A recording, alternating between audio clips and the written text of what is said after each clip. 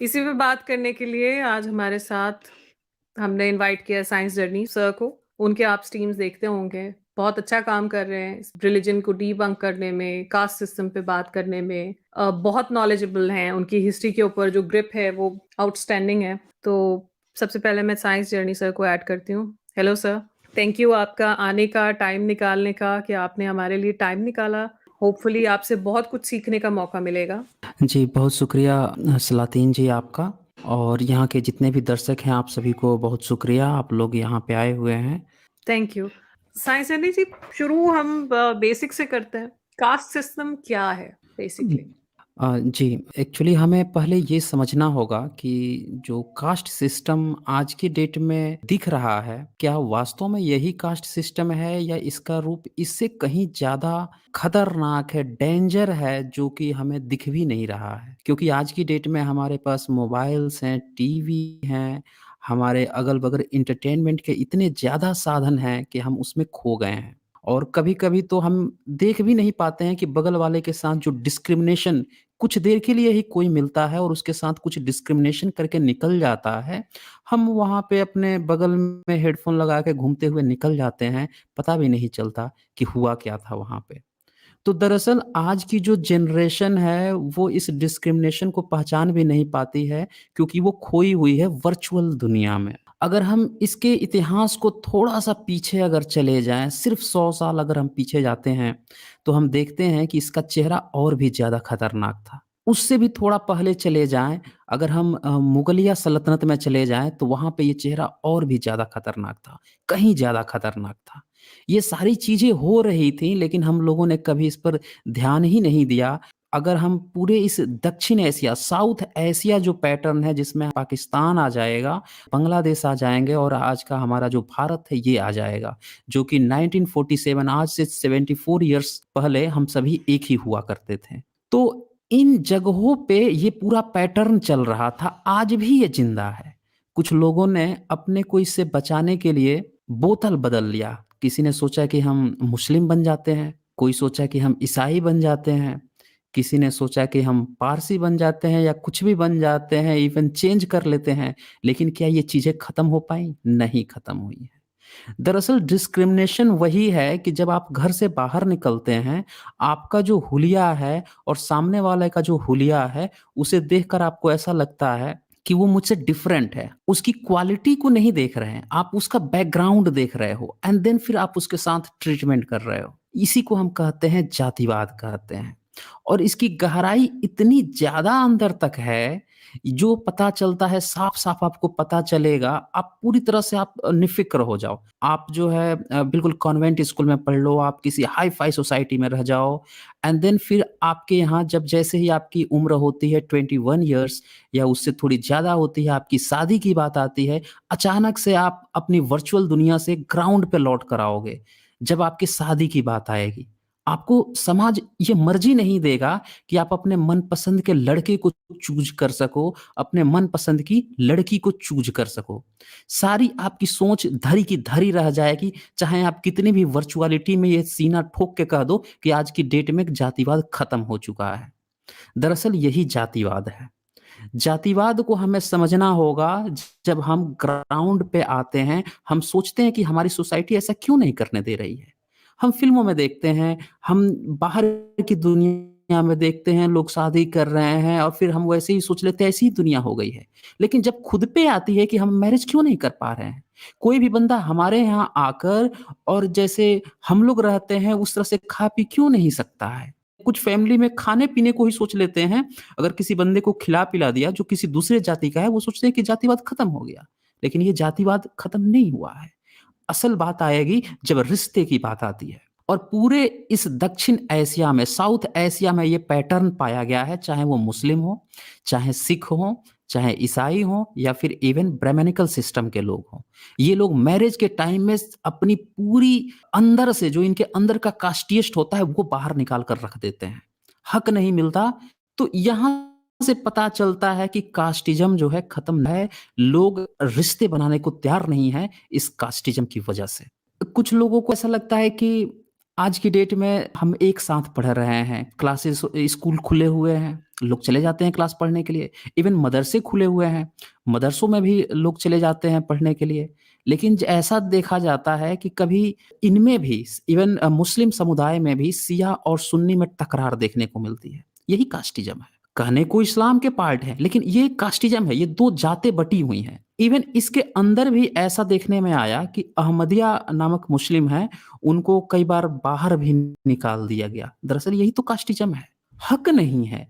आप एक pattern decide कर रहे हो एक धर्म के भीतर भी कि किसको हम किस नाम से पुकारें। अच्छा, ब्राह्मणिकल सिस्टम में अगर हम देखते हैं, तो यहाँ पे हम देखते हैं कि कहने को एक वर्चुअल पैटर्न रखा गया कि हमारी जो पूरा ब्राह्मण समुदाय है, जिसको हिंदुइज़्म के नाम से जाना जाता है, इसको 4 भागों में बाँट दिया गया है, 4 पार्ट्स में इसको डिवाइड कर दिया गया। एक को कहा गया ब्राह्मण, क्षत्रिय, वैश्य एंड शूद्र। ये पैटर्न एक एस्टेब्लिश किया गया। पर ये सिर्फ़ एक वर्चुअलिटी है। सच्चाई ये है कि भारत में 3000 से भी ज़्यादा जातियाँ हैं, जो आपस में शादी नहीं करती हैं। और उपजातियाँ यानी कि सब कास्ट 33,000 से भी ज़्यादा हैं। और ये जितनी भी जातियाँ हैं, ये आपस में शादी नहीं करती। जैसे इस्लाम में एक गॉड को तो ये मानते हैं, लेकिन फिर भी ये ऐसा देखा गया है कि ये लोग आपस में भी भेदभाव करते हैं शादियों में। ब्राह्मणिकल सिस्टम तो इससे बहुत ज़्यादा खतरनाक है। इसमें तो आप इवन 33 करोड़ देवताओं को आप मान लीजिए, जितने देवता को मान लीजिए, लेकिन फिर भी आप शादी नहीं कर सकते हैं। सामने वाला भी उसी पैटर्न को फ़ॉलो कर रहा हो, आप भी उसी पैटर्न को फ़ॉलो कर रहे हो, दंगे में आप एक साथ खड़े हो जाएँगे। दूसरे धर्म के खिलाफ आप एक साथ खड़े हो जाएँगे, कहने के लिए कहेंगे कि हम हिंदू हैं, पर ये आपस में भेदभाव करते हैं। अब इसका मैं एक छोटा-सा उदाहरण देता हूँ आपको। भारत में ये घटना है तकरीबन 17th सेंचुरी की और भारत में मुगलिया सल्तनत थी, औरंगज़ेब था दिल्ली की सल्तनत में। दक्कन में भी इनका नवाबों का था और यहाँ मराठा जो एक साम्राज्य खड़ा हुआ था, जहाँ पे पेशवाओं का वर्चस्व आया था। तो पेशवाओं ने क्या किया कि वहाँ से जो निम्न जातियाँ जिसको ये कहते थे, जो महार होते थे, उनके गले में मटका जो होता है, जिसमें लोग जिसको पीकदान कहते हैं, वो बँधवा दिया था गले में और कमर में झाड़ू बँधवा दी थी कि जब वो चलेंगे, तो पीछे से उस झाड़ू से उनके पैर का जो चिन्ह है, वो भी मिटते हुए चले और जो मटका है गले में, वो कहीं पे उनके मुँह से लार वगैरह टपके या थूके अगर वो, तो वो उसी मटके में गिरे। ये समय पाकिस्तान भी भारत का ही हिस्सा था। हम सभी एक साथ थे, बांग्लादेश भी भारत में ही था और ये पैटर्न चल रहा था कि भारत में एक जो जाति है, लेकिन वहीं की एक जाति को इस तरह से ट्रीट कर रही थी। अच्छा, इसके बाद से क्या होता है कि पढ़ने का अधिकार इनको नहीं दिया जाता है। पूरे एक समुदाय को पढ़ने का ही अधिकार नहीं दिया जाता है। सिर्फ़ कुछ लोग पढ़ाई कर रहे थे और पूरा एक सिस्टम पढ़ने नहीं दिया जाता है। तो ये जो लोग थे, जो सताए हुए लोग थे, ये सिर्फ़ एक छोटा-सा उदाहरण है। ऐसे असंख्य उदाहरण हैं जिसमें पूरी तरह से एक कम्युनिटी को दबाया गया। ये कम्युनिटी को इतना ज़्यादा दबाया गया, इन्हें पानी पीने से रोक लगा दी गई। इनके जो महिलाएँ होती थीं, वो सुरक्षित नहीं थी। जब जी मन करे, ये जो अपने को ऊँची जाति के लोग समझते थे, जाते थे और उठा लाते थे उन्हें। उनका शोषण करते थे, उनका यौन शोषण होता था, उन्हें दासियाँ बना देते थे। इसका कारण क्या था? कि ये सामने वाला जो है उसको ये नीची जाति समझ रहे थे। इंसान नहीं समझ रहे थे। इनके मन में ये चीज़ बैठाई गई थी कि सामने वाला नीची जात है।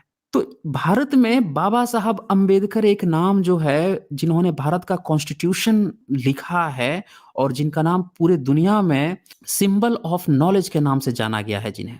उन्होंने एक किताब लिखी है एनिहिलेशन ऑफ कास्ट। उसमें इस तरह की बहुत सी घटनाओं को उन्होंने चर्चा की है। उन्होंने इस एनिहिलेशन ऑफ कास्ट का अगर हम हिंदी वर्ज़न की बात करें तो पेज 16, 17 इस पर कुछ चर्चाएँ लिखी हैं, कुछ डेटा दिए हैं जो आप लोगों को जानना बहुत ज़रूरी है। इससे आपको ये बात क्लियर हो जाएगी कि जब भारत में अंग्रेज़ आए थे, उस समय कितना जातिवाद ये लोग क्रिएट कर रखे थे। अंग्रेज़ जातिवाद नहीं कर रहा, ये बात ध्यान दीजिएगा। जो रूलिंग पार्टी है, जो बाहर के लोग आ रहे हैं यहाँ पे, वो जातिवाद नहीं कर रहे हैं। क्योंकि बाहर जातिवाद नहीं था, जातिवाद भारत में था। ये बात आपको समझना होगा। मैंने पिछले कुछ समय से ये देख रहा हूँ, एक पैटर्न चलाया जा रहा है कि जातिवाद जो है बाहर के लोगों ने लाकर भारत में दे दिया है, ये सही नहीं है। उसी समय अंग्रेज जो है पूरी दुनिया में शासन कर रहे थे, लेकिन जातिवाद सिर्फ भारत में चल रहा था।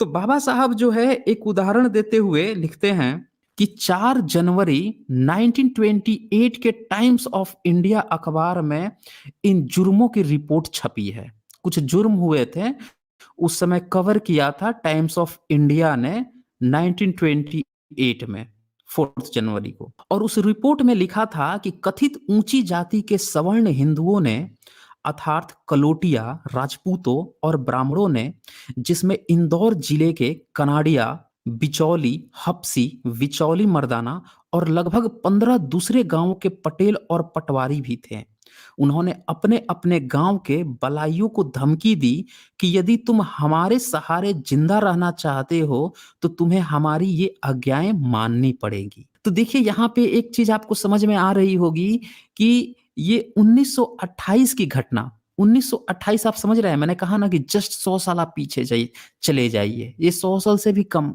की बात हो रही है। तब जो है अखबार ये बात छाप रहा है कि राजपूत ब्राह्मण जो हैं, ये शायद क्या मैं हट गया हूँ? नहीं सर, मैंने सिर्फ लेआउट आपका सोलो किया। ओके, तो यहाँ पे आप ये देख पा रहे हैं कि ये जो तथाकथित ऊंची जाति के लोग थे, ये लोग शोषण कर रहे थे और उस पर कुछ चीजें थोप रहे हैं। क्या थोप रहे हैं? तो कह रहे हैं कि बलाई जाति के लोग सुनहरी गोटा के किनारे वाली पगड़ी नहीं पहनेंगे। मतलब जो उस समय पगड़ी पहनते थे सभी लोग, वो पगड़ी पहनने का, सुनहरी गोटी वाली पगड़ी पहनने का अधिकार छीन ले रहे थे। ये तुमको नहीं पहनना है। क्यों नहीं पहनना है? क्योंकि तुम्हारी जात छोटी है। ठीक इसी तरह से एक दूसरा भी फरमान उनके ऊपर ला देते हैं। ये 1928 की बता रहा हूं मैं, इसको उस समय न्यूज ने कवर किया। उसमें ये बात आती है, वो लिखते हैं कि वे रंगीन तथा सुंदर किनारे वाली फैशनेबल धोती नहीं पहनेंगे। सुना आपने? धोती पहनने का रंगीन कलरफुल रोक लगा रहे हैं। कौन रोक लगा रहे हैं? ब्राह्मण और क्षत्रिय। किस पे? अपने ही, जिसको ये हिंदू कहते हैं ना, उसी की एक जात को। तीसरा फरमान ये कहते हैं, वे किसी हिंदू की मौत की खबर उसके कितने ही दूर रिश्तेदारों को जरूर पहुंचाएंगे। मतलब कोई भी मर जाएगा तो इनको जाकर उसकी खबर को पहुंचाना है। मरेगा इनके यहाँ का, लेकिन खबर इनको पहुंचाना है। ये सिर्फ इसलिए हो रहा है क्योंकि वो समझ रहे हैं कि इसकी जात छोटी है। इसमें एक और फरमान है कि सभी हिंदुओं के विवाह समारोह में बारात के आगे आगे बाजा बजाते हुए चलेंगे। अब देखिए, उन्होंने फिक्स कर दिया कि ये जाति वाला ही बाजा बजाएगा, किसी की शादी होगी इनको ही आकर बाजा बजाना होगा, क्योंकि ये नीची जात है। इसी तरह से और फरमान बोलते हैं कि बलाई स्त्रियां सोने चांदी के गहने व सुंदर गोटे व फैशनेबल कपड़े भी नहीं पहनेगी। सुना आपने? जो वो बलाई जाति जिसको ये नीचा समझते थे, उसके लिए बोल रहे हैं कि उनकी स्त्रियां भी जो हैं वो फैशनदार कपड़े, सोने चांदी, जवाहरात नहीं पहनेंगी। मानवता मर गई थी। ये जातिवाद है। दरअसल हम कितनी भी डींग हाँक ले आज की डेट में, ये आज भी नहीं खत्म हुआ है, वैसे की वैसे चल रहा है, रूप बस बदल गया है। आज की जो चकाचौंध वाली जो जिंदगी है, इसमें इसने बस रूप बदला है, खत्म नहीं हुआ है। तो इस तरह की जो है इन्होंने 8-10 जो है शर्तें लाद दी थी। अच्छा, ये तो कुछ नहीं है। इसके साथ ही और भी बहुत सारे एग्जाम्पल हैं जो जातिवाद के हैं। लोग जातिवाद में इतना भूत हो गए थे कि एक जो बंदा है, जो भारत में जिसको ये नीची जाति समझते थे, उसको जो बर्तन है ना, जो धातु के बर्तन, देखिए धातु, भारत में तो धातु की खोज हो गई थी। लोहे की खोज को तकरीबन कहा जाता है कि ईसा से मैक्सिमम 600 साल पहले तक जाया जाता है। ईसा से वहां से लोहे की प्रयोग शुरू हो गया था। तांबे के प्रयोग जो है 4500 साल तक पीछे जाता है। तो भारत में धातु की जो खोज हो चुकी थी, अंग्रेजों के समय में ये जो ब्राह्मण क्षत्रिय जो जाति अपने को समझते थे, ये रोक लगा रहे हैं, जिसको ये नीचा समझते थे कि तुम धातु में नहीं खाओगे, धातु के बर्तन में तुमको नहीं खाना है, तुम मिट्टी के बर्तन में खाओ। अब जरा सोचिए, वो अपने घर में खा रहा है और दूसरों पे क्या कर रहा है कि तुमको नहीं खाना है। आज भी इस तरह से हो रहा है। आज भी अगर आप ध्यान से देखिए, गांव-गांव में चले जाइए, तो वहाँ पे आप पाएँगे कि अभी भी जो अपने को ऊँची जाति समझते हैं, उनके घर के थोड़े-से तौर-तरीके देखिए। अभी भी वो दूसरे को, सामने वाले को खाने में नीचा कर देंगे उसको, कि ये उसके लिए दूसरा बर्तन का इस्तेमाल करेंगे। इस तरह का भी पैटर्न चल रहा है। और थोड़ा-सा पहले क्या चल रहा था कि उन्हें अपने भी घर में नहीं खाना है, ये चीज़ें चल रही थी। अच्छा, इसके बाद से एक और बाबा साहब ने एक उसमें बात लिखी है कि उसी अखबार में एक और खबर छपी है कि चकवाड़ा गाँव के अछूत ने तीर्थ यात्रा से लौटकर धार्मिक पुण्य की पालना में गाँव के अछूत भाइयों को प्रसादी भोजन देने का प्रबंध किया। मतलब ये था कि जिनको अछूत बना दिया गया था, उसमें से कुछ लोग ऐसा सोचते थे कि मैं भी ब्राह्मणिकल सिस्टम की तरह धार्मिक बन जाऊँ, पूजा-पाठ करने लगूँ, भगवान-वगवान को मानने लगूँ, तो शायद ये लोग मुझे अछूत नहीं समझेंगे। तो उसने क्या किया, धार्मिक यात्रा करके आया और अपने घर में घी में उसने खाना बनवा लिया, घी में। देसी घी जो होता है, जो गाय या भैंस से जो घी निकलती है, दूध निकलता है, दही बनाई जाती है, फिर उसका घी बनाया जाता है। तो उसमें उसने अपने कुछ खाने बनवा लिए। अच्छा, उसका नतीजा क्या हुआ कि बगल के गाँव के जो अपने को राजपूत समझते थे या जो तथाकथित अपने को सवर्ण ऊँची जाति के समझते थे, उन लोगों ने वहाँ पे अटैक कर दिया। उनको खबर पर पता चल गई कि अच्छा, बगल वाले गाँव में जो अछूत हैं, वो घी में खाना खा रहे हैं, घी में सब्जियाँ बनवाए हैं, घी में इन्होंने पकवान बनवा रखे हैं। तो वो आकर लाठीचार्ज करने लगते हैं। ये जातिवाद है। मतलब आप खुद घर में खा रहे हो, सुकून है, दूसरा वाला ना खा पाए, ये जातिवाद है। आपके अंदर ऐसी भावना आती कहाँ से है? यही तो जातिवाद है। सामने वाला अपने कुछ फ्रीडम की बातें इस्तेमाल कर रहा है और अचानक से आपके मन के अंदर से आ जाता है ये बात, अच्छा ये उस जाति का है ना इसलिए ऐसी बात कर रहा है। अरे यही तो जातिवाद है। यही चीज़ हो रही थी। आज भारतीय कॉन्स्टिट्यूशन ने कुछ रोक लगा दी है, अन्यथा अगर ये कॉन्स्टिट्यूशन बाबा साहब ने नहीं लिखा होता, तो आज भी सेम यही पैटर्न चल रहा होता।